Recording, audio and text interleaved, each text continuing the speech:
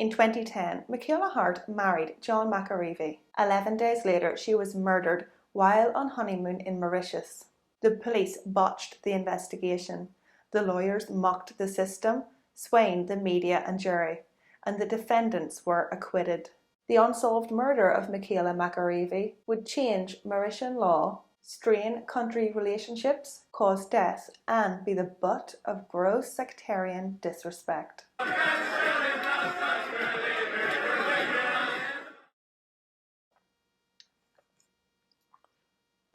Hi doll, welcome to the third and final episode of the unsolved murder of Michaela McAreavey. This episode was requested by Patreon supporter of the channel, Kirsty. Thanks doll! There are more Patreon episodes if you are interested in supporting and want more content like this. In the last two episodes, we covered Michaela McAreavey's background, her murder, the investigation, trial and verdict, and generally why it was such a mess. Today we will cover the aftermath in recent years and, if anyone cares, my opinion. In a statement released after the verdict of acquittal, the Harte and McAreavey families said that following the endurance of a harrowing 7-week trial, no words could describe the sense of devastation and desolation now felt by both families.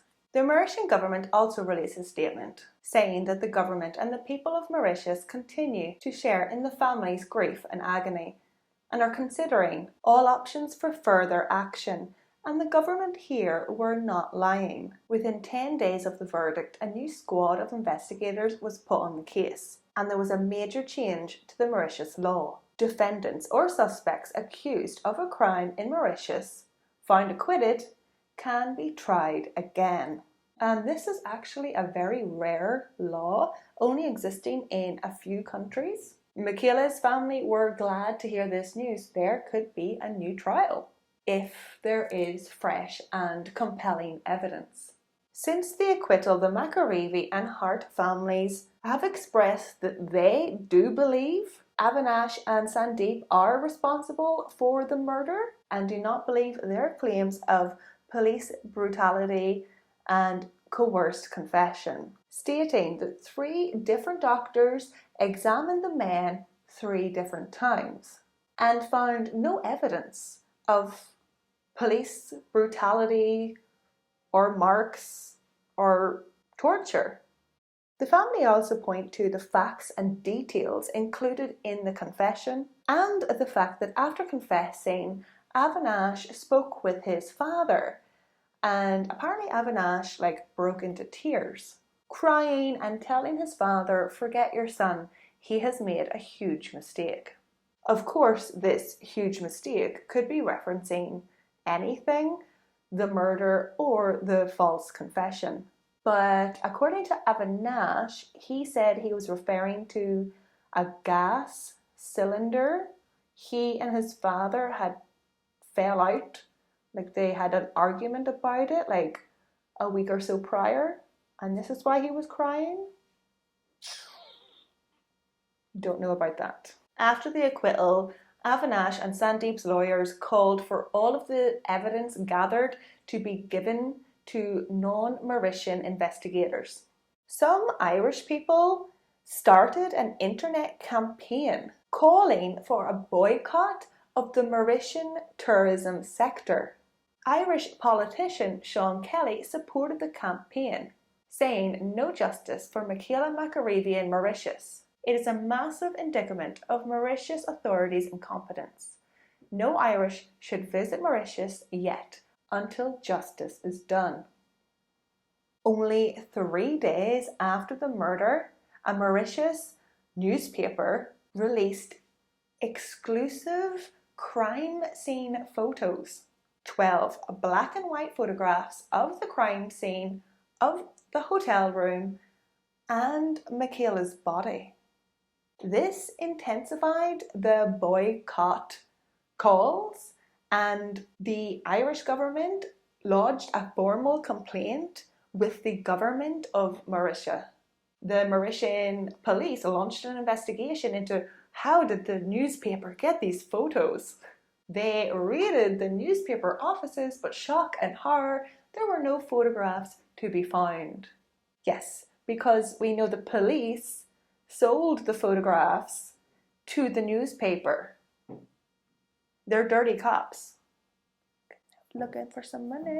However, the editor of this newspaper was arrested and charged with causing outrage to public and religious morality. He was convicted in 2013. Also in 2013, John McAreavey would meet his future second wife. In November 2015, John McAreavey married again to Tara Brennan, with blessing from the Harte family.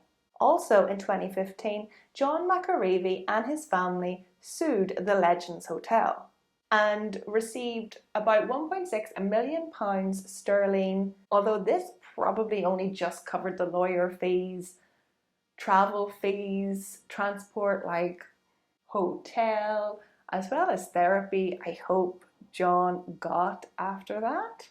Needless to say, all the men accused of murder were fired, and the Legends Hotel was rebranded and bought by an international chain. It is now Lux, L-U-X, Grand Guabe. The room where Michaela was murdered, 1025, has been renamed. The number changed to room 1026. In my opinion, they probably should have just shut the room or turned it into something different. No, they didn't really change it enough. The Michaela McAreavey case has been reopened and reinvestigated many times, with more people being interviewed and more DNA being taken. The McAreavey and Harte families continue to work with the Mauritian authorities, offering cash rewards and pleading with the public to please come forward with any new evidence or information. There were even talks about exhuming Michaela's body, but this didn't happen. 10 years have come and gone with no further leads and that much needed fresh evidence. In 2021, police reopened the case and launched a new investigation. And only 4 months later, after announcing this on the 1st of October 2021, star witness and former suspect Raj was reported missing. 2 days later, his body was found hanging on a vacant plot of land. Supposedly, he had taken his own life. Apparently, Raj had endured years of bullying and humiliation. It was his testimony that placed Avinash and Sandeep at the scene of the crime, and they were both acquitted. People believed that Raj lied about what he saw and his reputation was ruined. However, those who knew him say that his death is suspicious with no grounds for suicide. He always stuck to his eyewitness testimony and statement before, during and after the trial. Raj left behind a wife and children. In recent years, Avinash, Sandeep and Dasan have been rearrested, interviewed, confessed, retracted their confession, claimed police brutality and had charges dropped multiple times. I think in a bid to find this new, fresh and compelling evidence, the police have become obsessed with pinning the murder on the original men accused instead of looking elsewhere. In May 2022, fresh allegations of police brutality was in the news once more, with videos showing police torturing suspects. One video shows a man lying on the floor with his trousers and underwear pulled down, and the police are tasering his genitals. And apparently arrests and an investigation has been made over these videos, but I mean, it's the police investigating the police.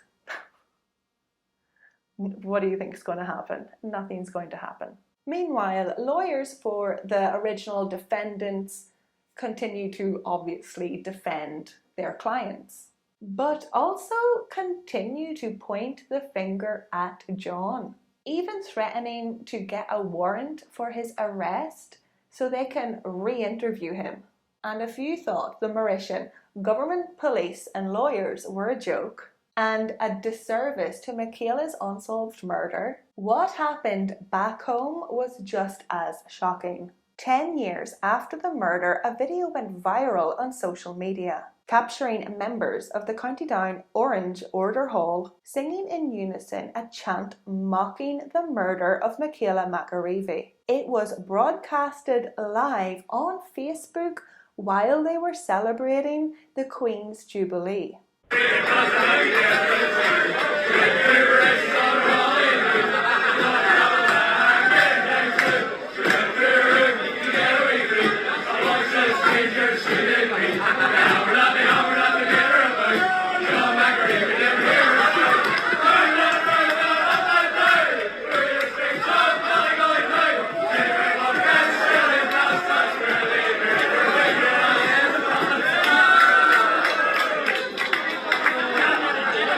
It can be quite hard to make out the words, but most of the chant goes, the start is inaudible. She went to Mauritius on her honeymoon.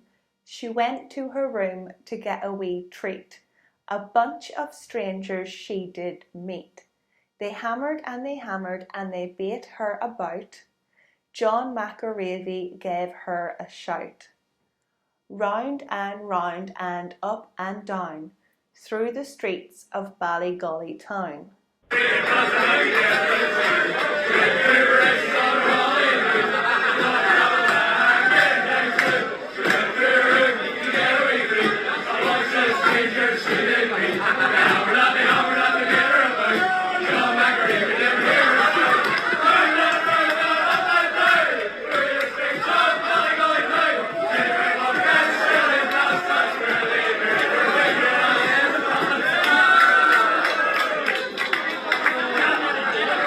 The last bit is also inaudible, but I think we get the gist of what they're going to say. Disgusting. yeah. While I was writing this, I was just so tense, so angry, wankers. Needless to say, this clip sparked widespread condemnation, across all parts of Northern Ireland and beyond. The lorry driver who streamed the video claimed that he was not aware of the offensive chanting about murder victim Michaela McAreavey. You pan across the room, Andrew. It seems you are acutely aware of your surroundings and wanted to capture and share the fun that you were having with your sick fuck friends. You'll be glad to hear that this guy was fired. In his defense from being fired, Andrew said that he could not be responsible for the actions of others. Well, duh, Andrew. We're not just mad and ashamed of you. You are just the stupid one who got caught. It is obvious that this is a well-known, well-practiced chant in the Orange Order. Everyone knew the words and gleefully sang along, clapping and banging tables. This clip was originally 4 minutes long. The Orange Order also mocked other dead and murdered Catholics. The video was taken down, but of course, screen recordings still exist. Apparently Andrew was getting threats, so that's why he took the video down. Oh, I'm so sad. Oh no. You felt threatened? Oh, poor baby. His partner Rhonda was also fired after she liked and shared the video. Good. I'm glad she was fired. The Orange Order Hall did nothing about the members recording the video, saying that the public lashing was punishment enough and they don't hang their own out to dry. The Orange Order also went on to say that the men who were coming under fire sent letters of apology to the McAreavey and Harte families. This is not really true. It was the men's lawyers who sent letters. So, yeah. And of course, I'm not going to tar everyone with the same brush.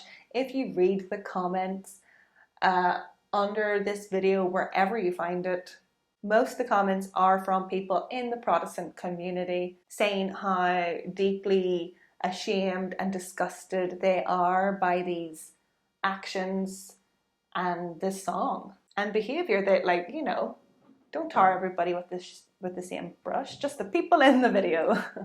You can tar all them with the same brush, fuckers. Okay, calm. Okay, my opinion, which is not relevant to the case or story, but I'm going to share it anyway. I am not 100% convinced that the two men accused, Avinash and Sandeep, are guilty of the murder. I can't remember if I mentioned this in the previous 2 episodes, but they both had solid alibis for their whereabouts during the time the murder took place. The DNA thing got me too. Whoever entered that room at 2:42, their DNA would have been everywhere. There was no time for them to clean everything. Whoever entered that room at 2:42 p.m., they were in there for a whole 2 minutes, touching things, picking up things, like, before they were interrupted. And I highly doubt that the murderer or murderers, like, hung about the hotel room after committing the murder. You think they just sort of hung about, continued to steal and then clean when John could walk in at any second? There was no cleaning done in this room. So where is the DNA? I know the room was a mess with people coming in and out, police officers and doctors and security guards, but how come Avinash and Sandeep's DNA is not there? We arrested these men, we took their DNA. How come their DNA isn't in the room anywhere? Surely does that not rule them out? Also, DNA can remain on, like, a body or a surface after being immersed in water for quite some time. So this idea of washing away DNA is not, like, concrete. In my opinion, I think it is Desan, or possibly Desan, the security guard. Why were traces of his DNA on the door to the safe? Why would you place a towel under a dead woman's head? Was this all just an excuse to accidentally get DNA on the door, on the towel, and on Michaela's neck?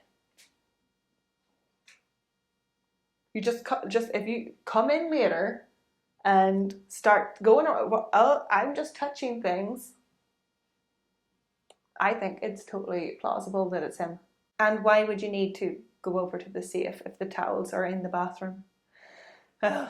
A huge problem with this case is that you can't help but think only within the confinement of the suspects given to you, when really there are probably dozens of other potential suspects.